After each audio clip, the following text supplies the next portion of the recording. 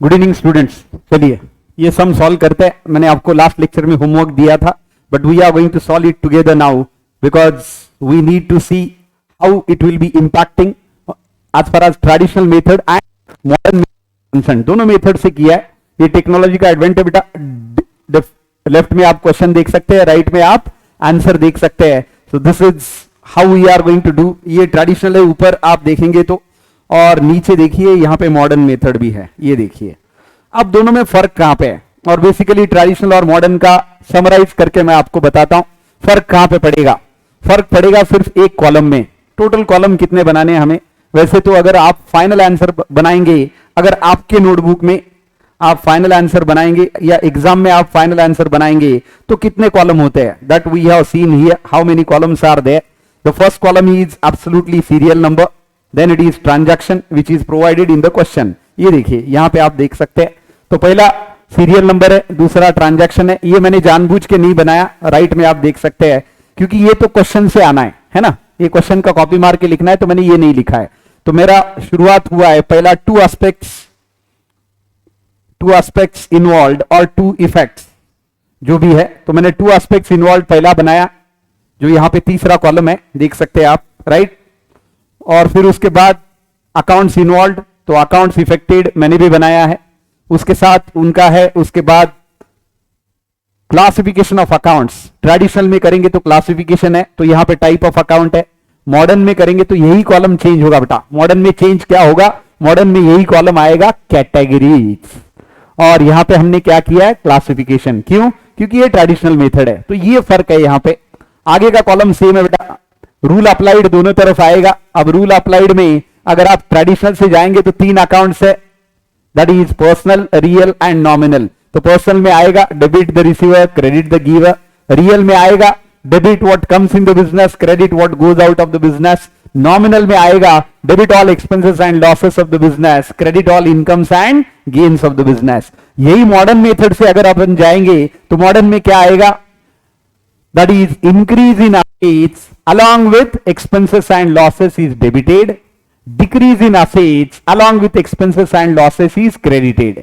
ये हमने रूल देखा था मॉडर्न मेथड का, जहां पे हम चार कैटेगरी करते हैं अकाउंट्स जो दिए है उसकी। या तो अकाउंट रहेगा असेट, या तो रहेगा लायबिलिटी, या तो रहेगा एक्सपेंसेस एंड लॉसेस, या तो रहेगा इनकम एंड गेन। तो इस तरह से सिंपल कैटेगरीज वहां पे है। तो यहां पे हमें कैटेगरीज करनी है, पहला असेट, दूसरा लायबिलिटी, तीसरा एक्सपेंसेस एंड लॉसेस, और चौथा इनकम एंड गेन। उसके हिसाब से मॉडर्न मेथड के रूल अप्लाई करने हैं और हमें इसका एनालिसिस करना है। ट्रेडिशनल में क्या करना है? Debit the receiver, credit the giver if the involved account is personal account. If the involved account is real account, debit what comes in the business, credit what goes out of the business. And if it is a nominal account, then debit all expenses and losses of the business, credit all incomes and gains of the business. तो इस तरह से हमने किया। तो चलिए करते one by one. तो मैंने जैसे आपको बताया कि यहां पे मैंने 5 कॉलम बनाए, जबकि उन्होंने कितने बनाए ये देखिए, 1 2 3 4 5 6 7 8। तो मैंने कौन सा अवॉइड किया? सीरियल नंबर मैंने नहीं लिखा, ट्रांजैक्शन नहीं लिखा। क्यों? क्योंकि वो तो कॉपी करके ही आना है। और मैंने दूसरा नहीं लिखा, रूल टू बी अप्लाइड। क्यों? क्योंकि पेज का विड्थ कम है, तो रूल टू बी अप्लाइड हम ओरली करेंगे और उस तरह से यहां पे डेबिट और क्रेडिट देंगे। दोनों करके मैं बता रहा हूं आपको। पहला ट्रांजैक्शन लेते हैं, चलते हैं क्वेश्चन पे, राइट।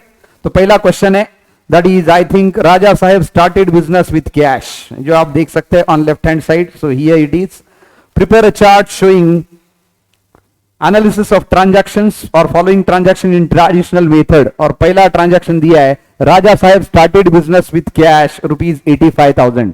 राजा साहब ने बिजनेस शुरू किया कैश के साथ। कितना कैश है बेटा? 85,000। तो टू एस्पेक्ट्स इसमें क्या है? पहला एस्पेक्ट आएगा as usual, cash comes in the business. मैंने आपको बार बार बोला था एस्पेक्ट इसी तरह से डिवाइड करने हैं ताकि हमें उसको रूल में अप्लाई करने आ सके। क्यों? क्योंकि एस्पेक्ट अगर पर्सनल अकाउंट है तो देखना है debit the receiver, credit the giver. Aspect अगर रियल अकाउंट है तो देखना है debit what comes in the business, credit what goes out of the business, है ना। और एस्पेक्ट नॉमिनल अकाउंट है तो debit all expenses and losses of the business, credit all incomes and gains of the business. ये traditional से भी किया तो आगे मॉडर्न में भी काम में आने वाला है। क्योंकि मॉडर्न में फर्क क्या है? रियल नॉमिनल के बजाय मॉडर्न में उसको हम कैटेगराइज करेंगे asset, liability, income and gain, expenses and losses. तो रियल अकाउंट है तो असेट ही है, अकाउंट है तो यूजुअली लायबिलिटी है, और नॉमिनल अकाउंट है तो एक्सपेंसेस एंड लॉस है या फिर इनकम एंड गेन है। तो इतना सिंपल बाइफरकेशन के हिसाब से आगे चलना है और इसको सॉल्व कर। चलिए वन बाय वन करते हैं। तो सबसे पहले to aspect, Raja Sahab started with cash ₹85,000। अब बिजनेस शुरू किया, any which business is started is called as capital. So aspect number 1, cash comes in the business, and aspect number 2, owner is the giver or proprietor is the giver. समझ में आ रहा है क्या? स्नेहा, अमर, शीतल, पूनम, राजवीर, अंश, अंशुल, समझ में आ रहा है बेटा? तो सेम बेसिस पे है, cash comes in the business and capital is the giver. ये लिखते हैं टू एस्पेक्ट्स। तो first aspect that is cash comes in the business. तो पहला एस्पेक्ट क्या लिखेंगे? यहां पे पहला लिख लेता हूं मैं, cash comes in the business. ये पहला एस्पेक्ट है। और दूसरा एस्पेक्ट है owner is the giver, owner is giver और प्रोप्राइटर इज गिवर, ऐसा आप लिख सकते हैं। तो ये पहला हुआ। अब इसमें अकाउंट कौन सा है? तो पहले इसमें ऑब्वियसली कैश अकाउंट है ना बेटा? पहले इसमें अकाउंट कौन सा है? तो पहले इसमें क्या है? कैश अकाउंट है। और दूसरे इसमें अकाउंट कौन सा है? तो वहां पे कैपिटल अकाउंट है। तो पहले इसमें कैश अकाउंट, दूसरे इसमें कैपिटल अकाउंट। अब टाइप ऑफ अकाउंट लिखना है ट्रेडिशनल में। तो cash account being asset, we know that all assets, properties and possessions of the business are real accounts. तो पहला अकाउंट कौन सा है? पहला अकाउंट आया आपका रियल अकाउंट, बराबर है बेटा? और दूसरा क्या है? Because of business entity concept, capital is always a personal account. Real account का रूल बोलता है debit what comes in the business, credit what goes out of the business. Personal account का रूल बोलता है debit the receiver, credit the giver. बताइए cash business में आ रहा है या बिजनेस के बाहर जा रहा है? As of now you are starting business with cash, as cash is coming in the business, hence cash comes in the business. So obviously cash is debited and debit the receiver, credit the giver. यहां पे capital receiver तो नहीं है, capital giver है। तो cash को हम debit करेंगे और कैपिटल को हम क्रेडिट करेंगे। तो ये लिखिए account to be debited, hence debit कौन सा होगा बेटा जी? अकाउंट डेबिट होगा कैश अकाउंट, और क्रेडिट क्या होगा? क्रेडिट होगा capital account. By the rule that debit what comes in the business and credit the giver. यहां पे आप थोड़ा सा ब्रॉड बनाएंगे कॉलम तो आप अच्छे से लिख सकते हैं। मुझे थोड़ा स्पेस कम है इसलिए दिक्कत आ रहा है शायद, but it is okay. Cash is debited and capital is credited, that you can see here. ये देखिए बेटा, कैश डेबिट हो रहा है और कैपिटल क्रेडिट हो रहा है, and this is the entire summary of traditional method. अब ये पूरा अपन सॉल्व करने वाले हैं ट्रेडिशनल में भी और मॉडर्न में भी। चलिए नीचे चलते हैं मॉडर्न में। मॉडर्न में क्या फर्क होने वाला है? टू एस्पेक्ट्स में कोई फर्क है क्या बेटा? टू एस्पेक्ट्स में कोई फर्क पड़ेगा राजवीर? कोई फर्क नहीं पड़ेगा, सेम है। Cash comes in the business, capital is the giver. दूसरा क्या है? टू अकाउंट्स, अकाउंट भी वही रहेंगे, एक कैश अकाउंट, दूसरा कैपिटल अकाउंट। फर्क कहां पे पड़ेगा? फर्क पड़ेगा ऊपर था टाइप ऑफ अकाउंट, यहां पे है कैटेगरी।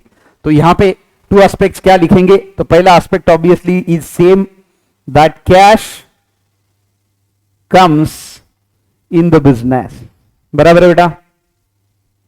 और दूसरा aspect owner is giver, owner is giver. Account same है ना? अकाउंट सेम है, पहला कैश अकाउंट और दूसरा कैपिटल अकाउंट। अब यहां पे कैटेगरी है। ट्रेडिशनल में क्या था बेटा? ट्रेडिशनल में था type of account, real, nominal, personal. यहां पे कैटेगरी है। तो कैश कौन सा है? कैटेगरी। कैश आपके बिजनेस का असेट है, आपके बिजनेस की लायबिलिटी है, आपके बिजनेस का एक्सपेंसेस एंड लॉसेस है, या आपके बिजनेस का इनकम और गेन है? तो answer yes, that is correct Neha, it is an asset account. तो यहां पे लिखेंगे असेट। और कैपिटल की क्या है? Yes Poonam, that is liability, correct. Capital आपकी की क्या है? लायबिलिटी है। तो एक असेट है, दूसरा लायबिलिटी है, और रूल अप्लाइड क्या है? Increase in asset is debited, decrease in asset is credited, increase in liability is credited and decrease in liability is debited. तो अब देखिए बिजनेस यहां पे शुरू हो रहा है कैश के साथ, तो बिजनेस में कैश आई, तो बिजनेस में कैश आई मतलब पहले नहीं थी, तो 0 प्लस वॉट एवर बैलेंस आपका अभी आया 85,000 वो बढ़ेगा, तो कैश इज इंक्रीजिंग। और बिजनेस का कैपिटल भी बढ़ रहा है क्योंकि बिजनेस शुरू हुआ कैश के साथ, so capital is also increasing, cash is also increasing, hence increase in asset is debited and increase in liability is credited. Bye that rule cash is debited here, वो रूल के हिसाब से हम cash को क्या करेंगे बेटा, डेबिट करेंगे। So account to be debited में मैं यहां पे कैश अकाउंट लिखता हूं, और आगे अकाउंट टू बी क्रेडिटेड में मैं कैपिटल लिखूंगा। So here I will be writing down capital account. तो कैश डेबिट हो रहा है और कैपिटल क्रेडिट हो रहा है। अगर आप देख सकते हैं तो स्क्रीन पे देख लीजिए, कोई दिक्कत है नहीं समझने में इसमें, है ना। तो इसको छोटा कर दिया तो दिख रहा है आपको, है ना। चलिए इसको थोड़ा मैं यहां पे कम कर देता हूं और इसको बड़ा कर देता हूं। Yes, now this is bigger, ये देख लीजिए। तो कैश डेबिट हो रहा है और कैपिटल क्रेडिट हो रहा है। Now we are done with first transaction. आप अच्छे से लिखिए, है ना, प्रॉपर हो जाएगा। और उस तरह से यहां पे भी इस ट्रांजैक्शन को क्लोज करते हैं, यहां तो क्लोज कर दिया है। सो ये ट्रेडिशनल से है और ये मॉडर्न से है, लेकिन आंसर में आउटपुट में कुछ फर्क है क्या? दोनों में कैश डेबिट हो रहा है और कैपिटल क्रेडिट हो रहा है, और पहले में भी कैश डेबिट हो रहा है और कैपिटल क्रेडिट हो रहा है, that you can see here. Now let's go for the second one. अब सेकंड पे चलते, सेकंड वाला देखते हैं कि क्या लेना है वहां पे। सेकंड में अगर जाएंगे, ट्रांजैक्शन क्या दिया है, goods purchased for cash. Colour लेते हैं ना, कलरफुल होना चाहिए लाइफ, है ना। Goods purchased for cash ₹5,000। देखिए गुड्स खरीदे आपने, तो रूल क्लियर है बेटा, गुड्स आपने खरीदे, आप देख सकते हैं यहां पे गुड्स परचेस्ड फॉर कैश। और कोई दिक्कत है तो हमने नोट्स दिए, तो इसका पेज नंबर 42 है ना, 42 का क्वेश्चन नंबर 1 है, अनसॉल्व्ड में प्रैक्टिस क्वेश्चन में आप देख सकते हैं। सो practical problems question number 1 it is unsolved and page number 42। ये नोट्स हमने बना के दिए, ऑब्वियसली बनाते टाइम हमने स्टेट बोर्ड का जो भी टेक्स्ट बुक है उसको रेफर किया है और उनको हमने थैंक्स बोला है, ग्रेटिट्यूड बोला है, क्योंकि मटेरियल कोई भी हो, methodology is explanation my dear, है ना।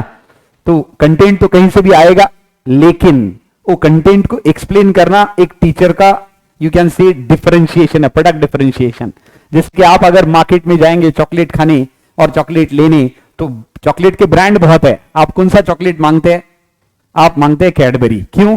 क्योंकि आपको टेस्ट पसंद है। उसी तरह से आपको नूडल्स खाने हैं तो आप बोलेंगे मैगी चाहिए, आपको बाथ सोप लेनी है तो आपका कोई ब्रांड डिसाइडेड रहेगा, आपको शैम्पू लेना है तो भी ब्रांड डिसाइडेड रहेगा। This is product differentiation my dear. तो एक टीचर का भी यही होता है कि वो समझाता कैसे है, बच्चों तक पहुंचता कैसे है, that what matters. I hope you are understanding. चलिए लेते हैं transaction and let's go for traditional first, purchase और कैश। तो दो एस्पेक्ट क्या रहेंगे गुड्स परचेज के लिए? ऑब्वियसली आपने गुड्स या रॉ मटेरियल खरीदा तो परचेस इज एन एक्सपेंस, और कैश के लिए खरीदा है मतलब आप गुड्स खरीदेंगे और कैश पे करेंगे। Purchase is an expense and cash goes out. This is what the analysis my dear. So number 1, purchase is an expense. Purchase आपका क्या है? आपका एक्सपेंस है। Purchase is an expense and second, cash goes out. Cash goes out of the business.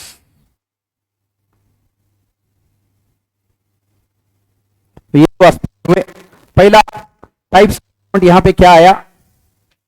पहला type of account यहां पे क्या आया? पहला टाइप ऑफ अकाउंट आएगा आपका परचेस अकाउंट, और दूसरा आपका क्या आएगा? Cash account.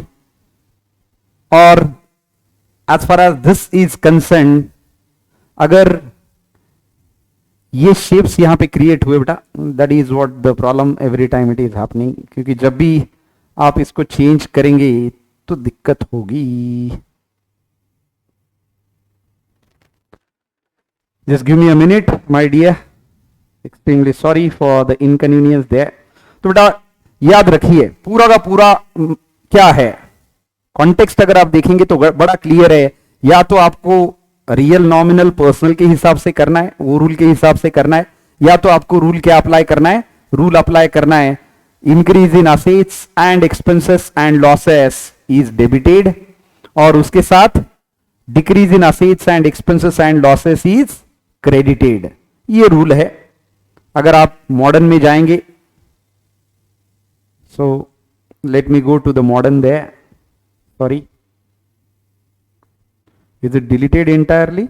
ओके, नहीं, मैं यहां पे ट्रेडिशनल में ही डिलीट कर रहा था, तो एक बार इसको डिलीट कर देते हैं।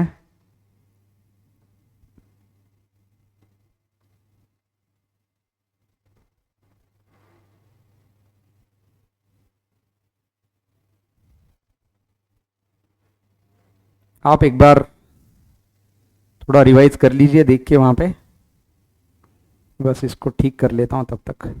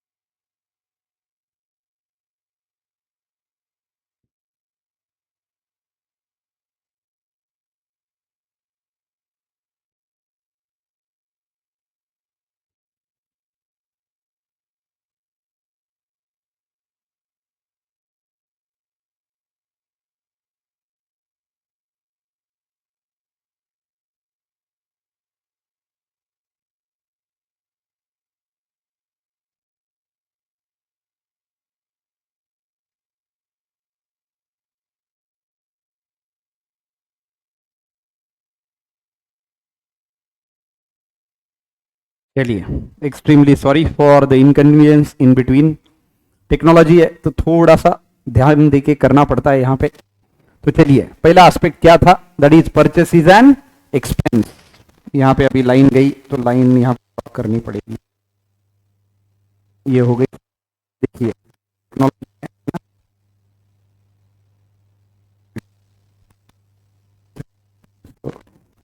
कर्सर नहीं हटाया तो गड़बड़ कर देता है ना। चलिए, अभी पेन पे आता हूं से।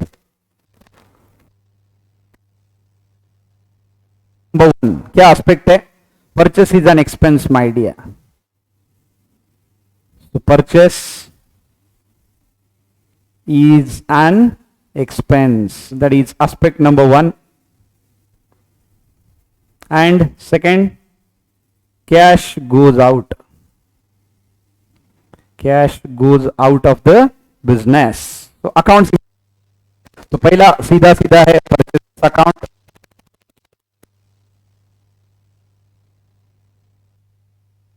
जब ट्रेडिशनल की बात आती है और करते हैं तो परचेस अकाउंट बताइए कौन सा अकाउंट है बेटा? तो परचेस अकाउंट आपका है नॉमिनल अकाउंट, और कैश बीइंग असेट आपका है रियल अकाउंट। बराबर है? Purchase is always a nominal account and cash is always a real. ये बिजनेस, क्योंकि आप परचेस कर रहे हो, आप रॉ मटेरियल खरीद रहे हो, आप गुड्स खरीद रहे हो, इसका मतलब है आप उससे प्रोडक्ट आएंगे और बेचेंगे। नॉमिनल अकाउंट का debit all expenses and losses of the business, है ना। Credit all incomes and gains of the business. अब क्रेडिट वाला तो काम नहीं रहा, रूल आएगा काम में डेबिट वाला, debit all expenses and losses of the business. दूसरा रूल क्या है? Debit what comes in the business, credit what goes out of the business. अब कैश बिजनेस में आ रही है, उसके बाहर जा रही है, आप you are paying cash now, तो कैश बिजनेस के बाहर जा रही है, तो कैश बाहर जा रही है, तो cash debit what comes in the business, credit what goes out, तो कैश क्रेडिट होगी और डेबिट होगा debit all expenses and losses of the business. Hence my dear, purchases account is debited and cash account is credited. Similar, entire similar thing is there. पहला दूसरा aspects में तो कोई problem नहीं है। जब भी एस्पेक्ट की बात कर रहे हैं तो हमें क्या लेना है? एस्पेक्ट की बात कर रहे हैं तो अपने को ऑब्वियसली सिर्फ हमें लेना है एस्पेक्ट की अगर बात कर रहे में लेना है या तो ट्रेडिशनल हो या तो मॉडर्न हो, एस्पेक्ट तो सेम है ना। Purchase is an expense, cash goes out, और owner is the giver and cash comes in the business, ऊपर के ट्रांजैक्शन के लिए। अभी फर्क कहां पे पड़ेगा, अगर आप मॉडर्न में चले जाएंगे तो पहले तो दोनों सेम है बेटा, यानी पहला आप क्या लिखेंगे, purchase is an expense and cash goes out. Account भी वही लिखेंगे, पहला अकाउंट परचेस अकाउंट, दूसरा अकाउंट कैश अकाउंट। अब यहां पे कैटेगरी करनी है, वहां पे हमने रियल नॉमिनल किया था, तो पहला अकाउंट क्या है, पहला अकाउंट है आपका, बराबर है, दूसरा अकाउंट क्या है बेटा, कैश अकाउंट। अब परचेस आपका क्या था, कैटेगरी, चार ही कैटेगरी बोली है, तो ये है एक्सपेंस और दूसरा है आपका असेट अकाउंट। एक्सपेंस के लिए रूल और असेट के रूल सेम है। And losses is debited, decrease in assets along with expenses and losses is credited. अगर आपका असेट और एक्सपेंसेस लॉसेस दोनों बढ़ रहे हैं तो उनको डेबिट करना है, और आपका असेट और एक्सपेंसेस एंड लॉसेस दोनों घट रहे तो उसको क्रेडिट करना है, ये। लेकिन यहां पे आपके एक्सपेंस, अपने गुड्स खरीदे और आपका कैश घट रहा है, क्योंकि जो गुड्स खरीदे उसके लिए आपने कैश पे किया बेटा, तो कैश इज गोइंग आउट, तो कैश कम हो रहा है, तो decrease in asset, decrease in cash is credited, increase in goods, increase in expenses is debited. तो by that rule purchase is debited and cash is credited, तो वही output आया। ये देखिए यहां पे परचेस अकाउंट डेबिट होगा और कैश अकाउंट क्रेडिट होगा। मैंने जानबूझ के टू एस्पेक्ट्स नहीं लिए, क्योंकि एस्पेक्ट यहां से मैं अवॉइड कर सकता हूं। आप ऊपर के एस्पेक्ट कॉपी नीचे मार सकते हैं, सेम है, सेम है। फर्क कहां पे है, सिर्फ उधर टाइप ऑफ अकाउंट है, यहां पे कैटेगरी है, यही फर्क है एक्चुअली। तो account to be debited, account to be credited, वो भी सेम आता है। सिर्फ मैं आपको इसलिए बता रहा हूं कि दोनों हिसाब से कैसे सेम आंसर आता है, ताकि आपको कोई कंफ्यूजन ना रहे। दोनों मेथड कोई करो, output is one and same. ये हमें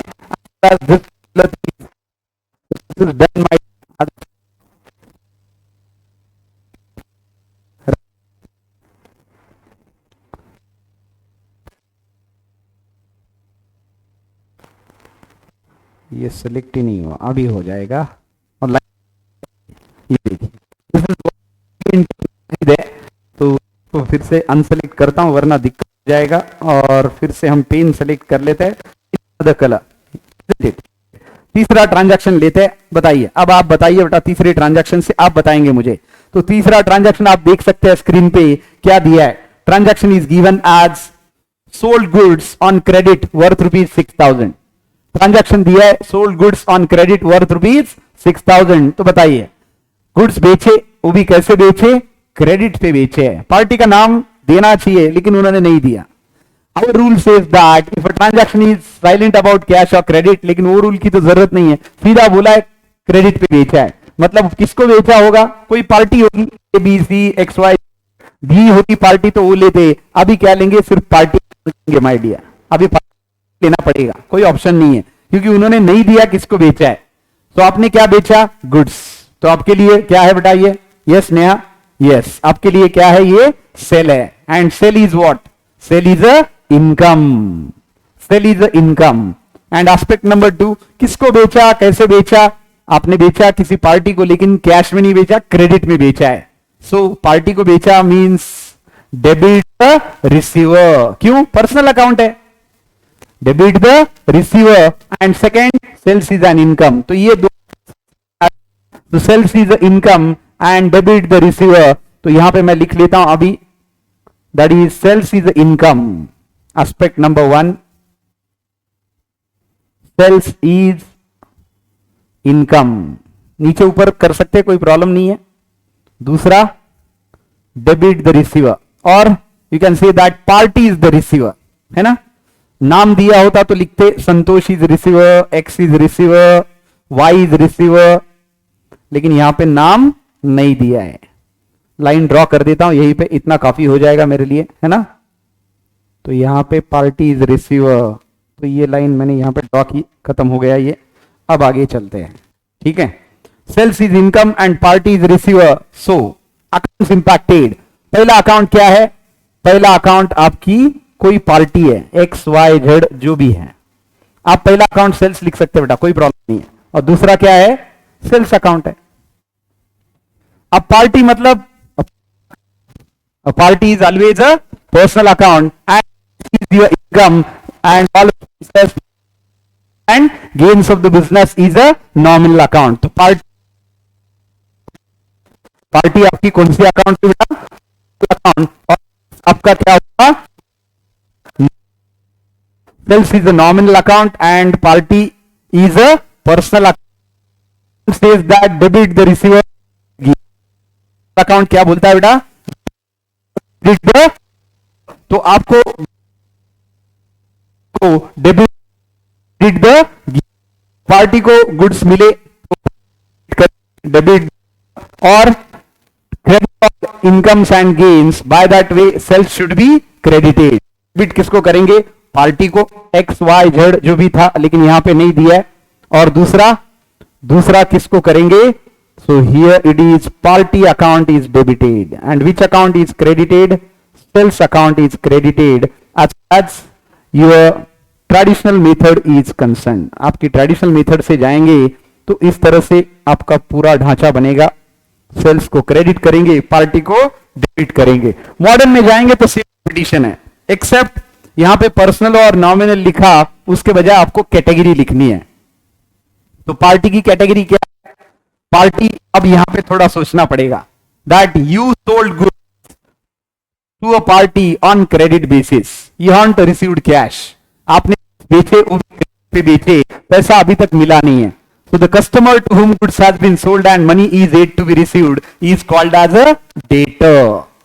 जिसको आपने क्रेडिट पे बेचा, पैसा मिला नहीं है, तो उसको हम क्या बुलाते हैं बेटा, डेटर बुलाते हैं। Customer to goods has been sold on credit basis and money received from them or amount is yet to be received from them, तो उसको हम डेटर बुलाएंगे। डेटर बिजनेस के लिए क्या होता है, for the business debtor is an asset, that is correct. Business के लिए डेटर क्या है, असेट है, और सेल्स क्या है, तो ये दो कैटेगरी हुई अपनी। तो यहां पे अगर आएंगे थर्ड ट्रांजैक्शन के लिए, तो एस्पेक्ट तो वही है, party is receiver and sales is income. Impacted account, पहला पार्टी अकाउंट है ना, और दूसरा सेल्स अकाउंट। अब इसका कैटेगरी हमें करना है, तो पार्टी तो क्या है अपनी, समझ में आया, डेटर है, डेटर मतलब क्या है, असेट है, और सेल्स आपका क्या है बेटा, सेल्स आपका है इनकम। अब रूल बोलता है increase in asset is debited, in asset is credit. बढ़ रहा है debt, now you are selling goods to a party on credit, पहले तो कोई डेट, तो डेटर्स बढ़ रहे, तो increase in asset is debited, और आपका सेल बढ़ रहा है, हुआ है पहली बार, तो increase in income is credited. So bye that way is debited as it is increase in asset is debited and sales is increasing, sales is credited because income is increasing। तो क्या हुआ, asset that is party, और credit क्या हुआ, that is sales। My dear third one here, I hope you are getting the traditional and modern both of them। कोई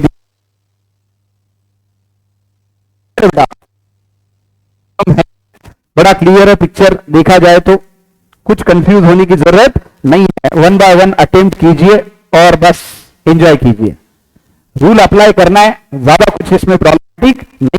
अब चौथा कर लेते हैं, अब चौथा करते हैं कैश डिपॉजिटेड इनटू बैंक। आप देख सकते हैं लेफ्ट हैंड साइड में कैश डिपॉजिटेड इनटू बैंक। अभी इसको छोटा कर देते हैं और यहां पे देख लीजिए आप transaction, cash deposited into bank यहां पे दिया है, into bank of Maharashtra 12,000, cash deposit bank of, Pradyumna बोलिए कैश डिपॉजिटेड इनटू बैंक, तो पहला एस्पेक्ट इन्वॉल्व क्या रहेगा, तो cash is going out of the business, that is aspect number 1, you are correct. और सेकंड बेटा, यस, कहां पे कैश डिपॉजिट की, bank of Maharashtra, so first aspect is bank of Maharashtra is receiver. Bank of आपका account होगा BOM में, bank is receiver and cash goes out of the business. ये दो एस्पेक्ट हुए, मतलब अकाउंट आएगा बैंक ऑफ महाराष्ट्र, और दूसरा अकाउंट कैटेगराइजेशन करेंगे आइदर ऑन रियल नॉमिनल और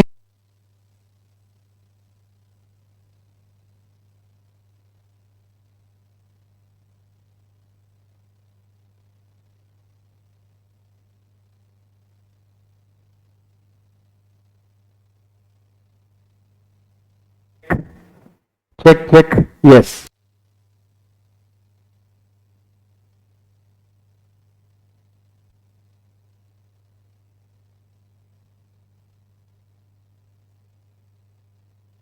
By this way, we are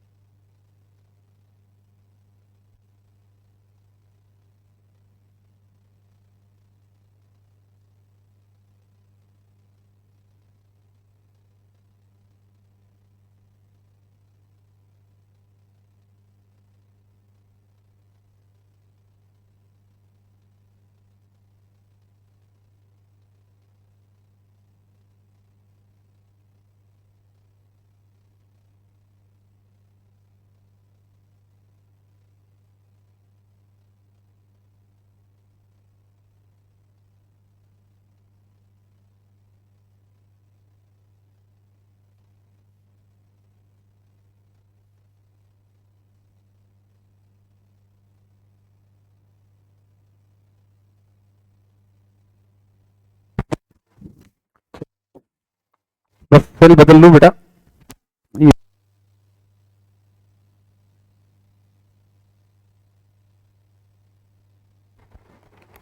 चलिए. सो it is charged. Extremely sorry. लगता है आज सारी दिक्कतें आज ही आने वाली है ना. होता है कभी कभी ऐसा. It's okay. That usually happens and that is not a big deal.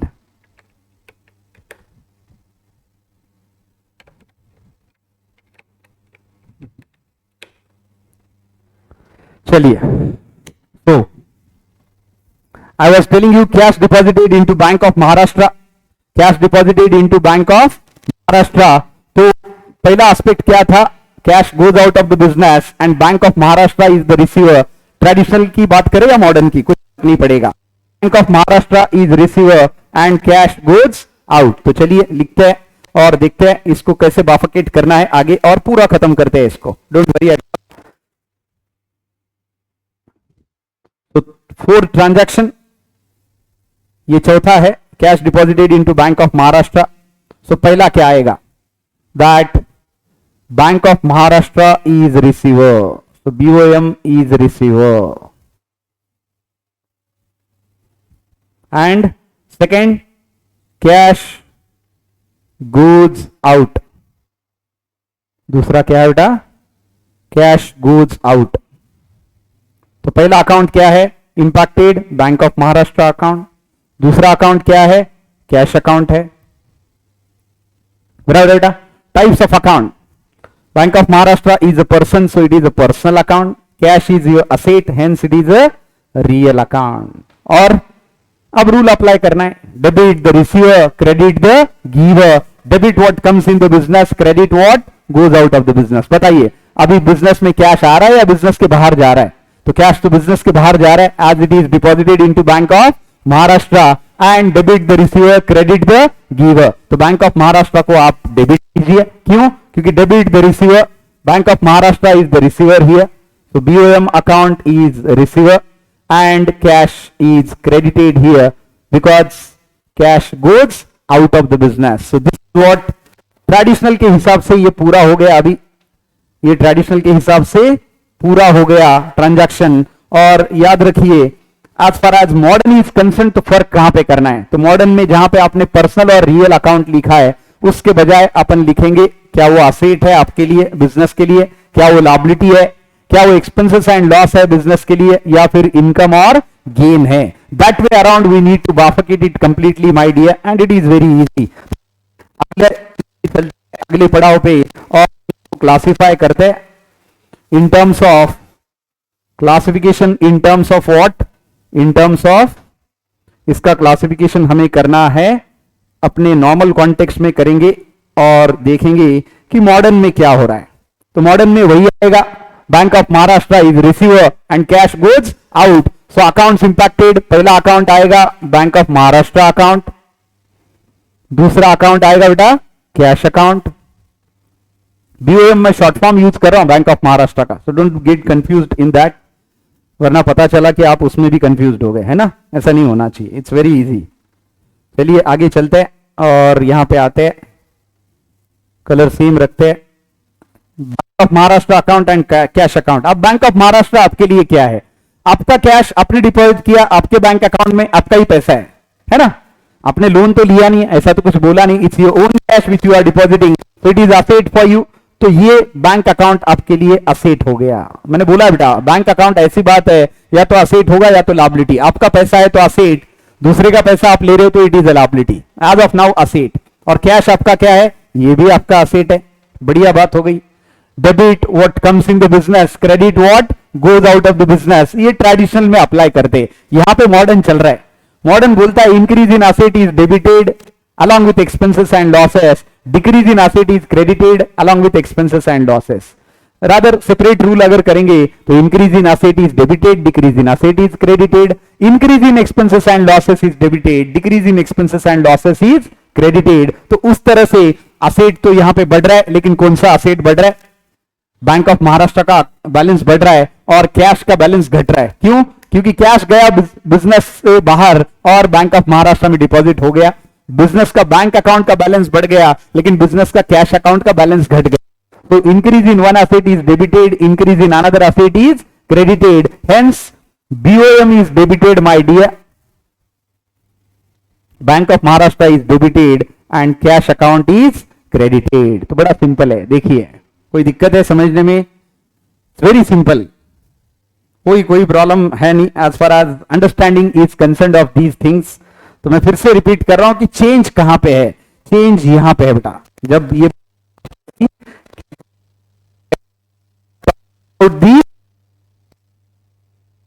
ऊपर क्या है, टाइप ऑफ अकाउंट था ट्रेडिशनल में, और नीचे क्या है, कैटेगरी, इतना ही फर्क है। Otherwise rest of the columns are one and the same, even output is one and the same. उसमें भी डेबिट क्रेडिट जो अकाउंट हो रहे सेम है, इसमें भी डेबिट क्रेडिट हो रहे जो account is one and the same. तो चलिए नेक्स्ट ट्रांजैक्शन लेते हैं, that is transaction number 5 and fifth transaction is interest received ₹700 from Radhika. आप देख सकते हैं यहां पे interest received from Radhika, that is given ₹700। Radhika से आपको इंटरेस्ट मिला है और 700 रुपए का इंटरेस्ट मिला है, आप देख सकते हैं स्क्रीन पे। इंटरेस्ट रिसीव्ड ₹700 फ्रॉम राधिका, किससे मिला मैटर नहीं करता, क्यों, as long as cash is received or amount is received in bank, that never matters because that is always assumed as cash or bank balance। पहला एस्पेक्ट क्या रहेगा, cash comes in the business, बराबर है ना। क्या मिल रहा है आपको, इंटरेस्ट मिल रहा है, कौन से फॉर्म में, कैश के फॉर्म में। तो पहला क्या आएगा, cash comes in the business, और दूसरा कौन से फॉर्म में, इंटरेस्ट इज एन इनकम। बड़ा सिंपल है। चलिए कैश समझ में आ रहा है सबको, डाउट है तो जरूर पूछिए बेटा, वहां पे आपको क्लियरिटी रहे। Let's go for fifth one, 4 हो गए हमारे, 5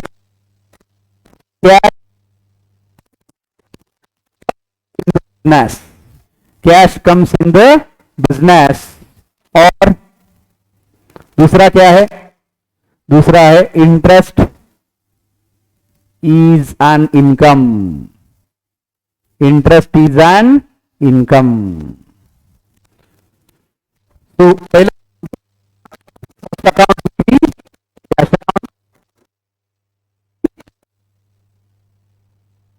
पहला आएगा कैश अकाउंट और दूसरा आएगा इंटरेस्ट अकाउंट। अब बताइए कैश तो आपका ऑलवेज क्या होता है, cash is always here asset, right, and cash is asset and asset is always real account. तो पहला आपका है रियल अकाउंट और दूसरा है आपका इनकम।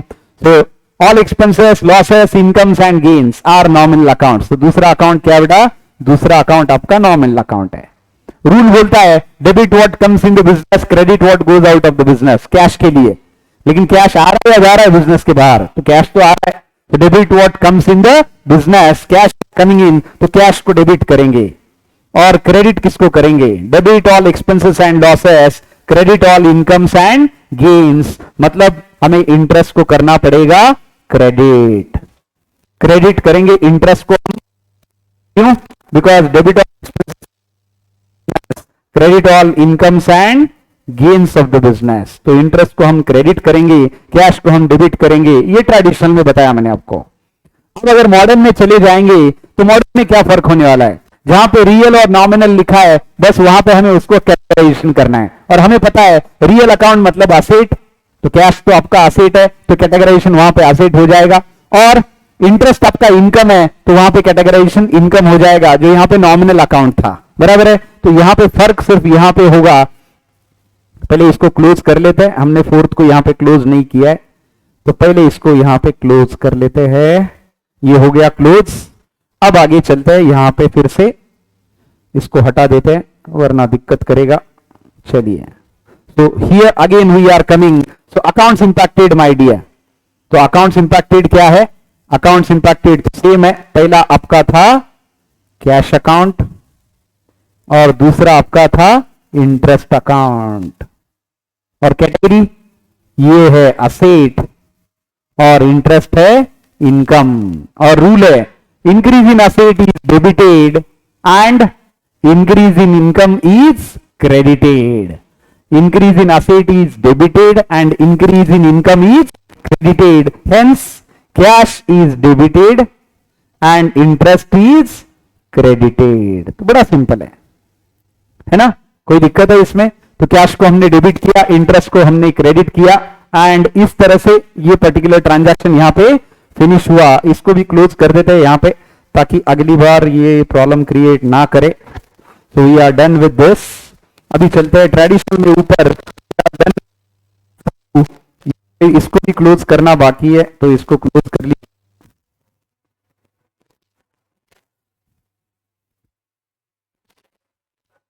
डन। चलिए आगे चलते हैं, इसको हटा देते हैं और फिर से यहां पे आते हैं। कलर चेंज कर लेते हैं टू येलो, देखते हैं दिखेगा,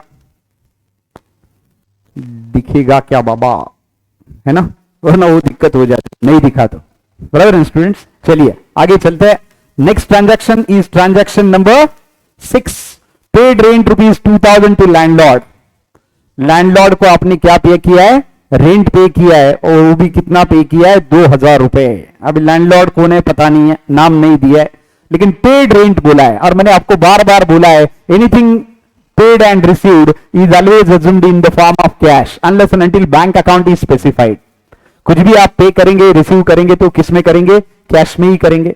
तो ये भी कैश में ही मानेंगे। That paid to landlord ₹2000। So aspect number 1, rent is an expense, rent is an expense, and आप रेंट पे कर रहे, कैश में पे कर रहे, तो cash is going out. So rent is an expense and cash goes out. So these are the two aspects for this particular transaction. तो लिखते हैं rent is an expense, rent is an expense and cash goes out. So here it is rent। इसको रखता हूं मैं, अभी transaction की हमें कोई rent is expense and second is cash goes out. Rent is an expense and cash goes out। तो इस तरह से लिखना है। अब पहला अकाउंट है आपका रेंट अकाउंट, पहला अकाउंट है आपका रेंट अकाउंट, और दूसरा अकाउंट क्या है? Cash account. तो इस तरह से हमें जाना पड़ेगा, है ना? पहला रेंट और दूसरा कैश। जस्ट अ मिनट, कहां गई फाइल हमारी? Let me check once if it is going to give the same one। ये कुछ नया दे रहा है।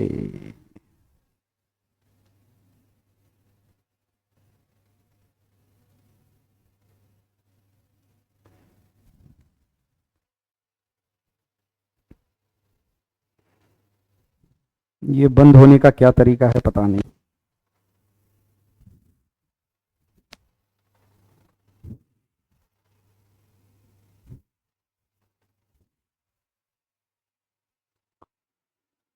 तो स्टूडेंट्स ये पर्टिकुलर 5 ट्रांजैक्शन तो आप समझ, होप सो कि doing this perfectly and you don't have any doubt as far as this particular transaction is concerned, right? इसमें कोई डाउट है बेटा? ये 5-6 ट्रांजैक्शंस जो हमने अभी देखे, इसमें कोई डाउट है क्या? Which we have seen right now. ये देखिए यहां पे बता देता हूं मैं आपको ट्रांजैक्शंस सारे फिर से एक बार, ताकि आपको कोई डाउट ना रहे।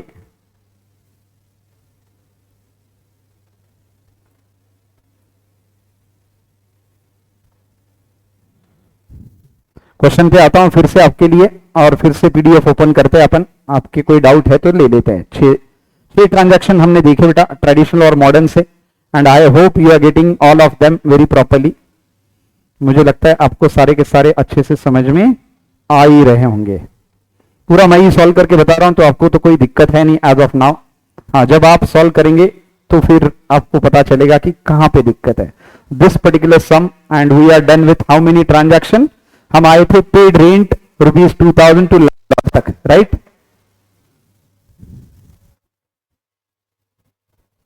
ये यहां तक हम आए थे। हियर इट इज, ये देखिए, paid rent ₹2000 to landlord. 5 transaction में बताइए बेटा, कोई डाउट है आपको? जरूर बताइए, so that we can take it. अगर आपको कोई डाउट है तो अपन जरूर लेते हैं बेटा, वरना समझेगा कैसे? How we are going to get it unless and until you are going to tell me where is doubt and where is the problem.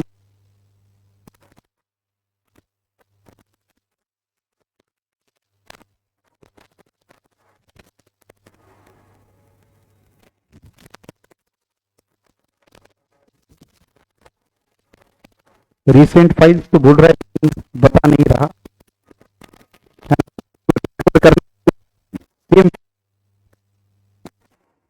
But it is not recovering unfortunately. चलिए कोई प्रॉब्लम नहीं है, आगे चलते हैं।